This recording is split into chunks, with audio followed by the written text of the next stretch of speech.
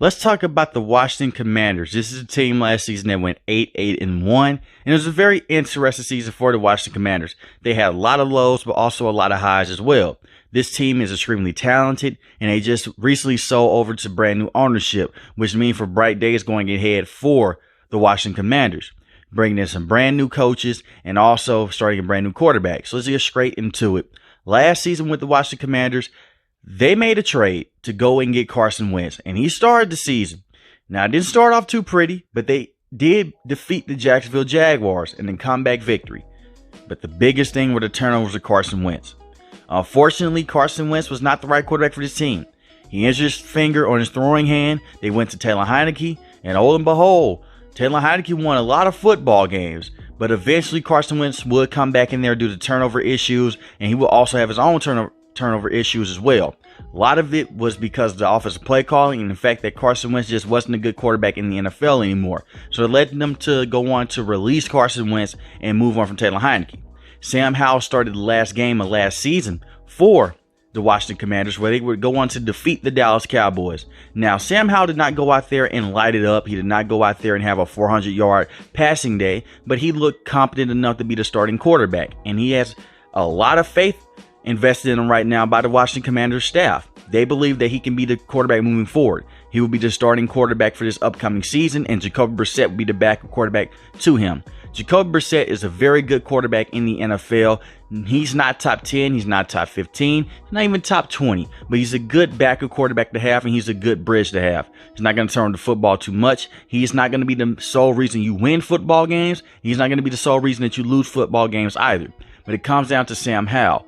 What can this kid do? Bringing in Eric Bieniemy should do wonders for this kid. Eric Bieniemy is a former offensive coordinator for the Kansas City Chiefs. He is highly regarded. He helped play a part into developing Patrick Mahomes and winning multiple Super Bowls with that team. He was not the only main play caller on that team. Obviously, he had Andy Reid, but players love him. So we'll see what he can do with the Washington Commanders.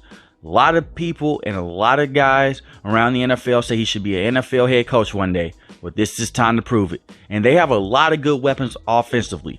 You have guys such as Terry McLaurin, who had 1,191 receiving yards last season. Terry McLaurin is very good, and he also had 5 receiving touchdowns. He's excellent. No matter who is throwing him the football, he's going to find a way to be productive. Can get those tough catches for you, and is a true bona fide number 1 wide receiver in the NFL. They also have Jahan Dotson, who last season was his first season in the NFL, former first-round pick from last year's class, struggled to stay healthy. But when he was on the field, 523 receiving yards and 7 touchdowns, which led this team in receiving touchdowns. He is very good and can be very explosive as well. So they have their 1-2 punch at the wide receiver position. And you also have Curtis Samuel. Now, he struggles to stay healthy as well. But when he is on the field, he's very explosive. 656 receiving yards last season and 4 touchdowns. He's so electric. You can give him the ball anywhere in the field, and he's going to find a way to go out there and get tough yards for you. I love his game. It's going to be very interesting to see how Eric Bieniemy uses these wide receivers and also the tight end Logan Thomas in space, and what type of concept he's going to try to have for this team moving forward, because they still have a very strong run game. They have an excellent 1-2 punch. When you talk about Antonio Gibson, who had 546 rushing yards, and 3 touchdowns last season. And you also have Brian Robinson Jr., who had 797 rushing yards last season and 2 touchdowns. So you have a 2-headed monster attack back there. You can work off of play action and make life easy for Sam Howell. All the Washington Commanders need is a quarterback that can make the easy plays, go out there, do the right reads, and let the defense hold it down. Because the defense last season was phenomenal for this team. The offense just wasn't able to put their way through and wasn't able to get them over the top. And we see the Washington Commanders can beat teams like the Dallas Cowboys. They can match up well with teams like the Philadelphia Eagles. They beat the Philadelphia Eagles last season on the Monday night game and in their undefeated streak because they ran the football, they took care of the football, and they controlled the line of scrimmage.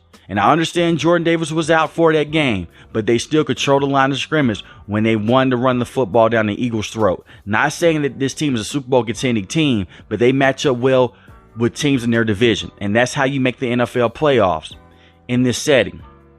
Speaking of that defense, Ron Rivera has let this team down offensively by trying to bring in former coaches from the Carolina Panther days when they were on the same coaching staff. But defensively, he's held it down. I got to give credit where credit's due. They were 3rd in total defense, 11th in rushing defense, and 4th in passing defense.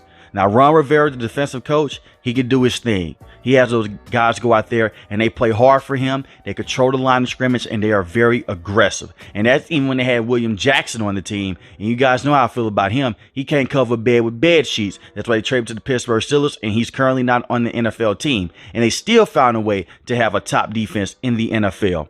11.5 sacks last season for Daron Payne, straight up beast at the line of scrimmage. Stops the run, can also go out there and put pressure on the quarterback up the middle of the field where it makes him very uncomfortable. And you also have his running mate in Jonathan Allen, who is extremely good in his own right. 7.5 sacks, 2 forced fumbles, and he also had an interception. You have a very disruptive defensive line. And I'm not even speaking of Montez Sweat just yet, who had 8 sacks last season, can flip his hips and track down running backs in the open field.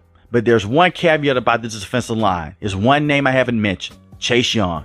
This kid needs to get on the field. He needs to stay healthy. Love his game. His rookie season, he was a beast. Had a torn ACL last season, wasn't able to come on the field. But if he's able to play with these guys, it's going to be sack central with this team. It's no reason why this defense can't even be better with Chase Young on the field. But he has to stay healthy. They declined his 5th-year option, and I don't blame him because he hasn't been able to stay healthy for the last 2 years. But if he can give you good production with Montez Sweat, Jonathan Allen, and Daron Payne, we can be talking about one of the best defensive lines in all of football. It just doesn't get talked about enough because they don't win as many games as other teams. But this is one of the best defensive lines in all of football, for sure, when it comes to being complete, controlling the line of scrimmage, stopping the run, and putting pressure on the quarterback. So much to where this team doesn't even have to blitz their linebackers. Now, Jamin Davis is also a former first-round pick. He took a step into the right direction the back half of last season, did struggle at points and times, but I think that he will continue to grow and develop and become a good linebacker for this team. I would like to see how he will be used going into next season, but I think he's going to be one of those bright spots in this team. Cameron Curl is still a phenomenal safety in the NFL. Give that kid his flowers. He doesn't get talked about enough. Excellent and tackling guys in the open field and is a good cover safety as well. He is a very slept on defensive back in the NFL, and he helps this defense go around. Now, I did speak of William Jackson III. He signed the contract deal. It didn't work out. They had to let him go, and it helped out this team tremendously after they traded him. But you still had a hole in that secondary. I like Kendall Fuller, but bringing in Emmanuel Forbes in the first round, that's an excellent move. Emmanuel Forbes, the cornerback from Mississippi State. Electric, physical, and very athletic.